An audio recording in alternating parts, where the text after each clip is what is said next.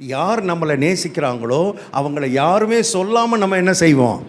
யாரும் சொல்ல வேண்டியதில்லை, யாரும் நம்மளை கட்டாயப்படுத்த வேண்டியதில்லை, யாரும் கம்பல் பண்ண வேண்டியதில்லை. ஆட்டோமேட்டிக்காக அன்பு. ஏன்னா அன்புக்கு அப்படி ஒரு தன்மை. அது ரிசீவ் ஆகிடுச்சுன்னா மறுபடியும் எதை என்ன செய்யும்? கிவ். Receiving, giving. வாங்கி கொடுத்து, வாங்கி கொடுத்து. இதான் அன்பினுடைய தன்மை. இதான் அன்பினுடைய தன்மை.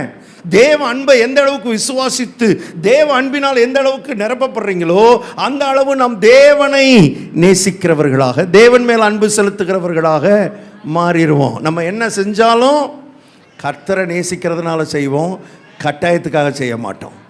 சர்ச்சுக்கு போகிறது கட்டாயத்துக்காக இல்லை, கர்த்தர் மேலே இருக்கிற அன்பு நம்மளை நெருக்கி ஏவுது. பாட்டு பாடுறது கட்டாயத்துக்காக இல்லை, கர்த்தர் மேலே இருக்கிற அன்பு.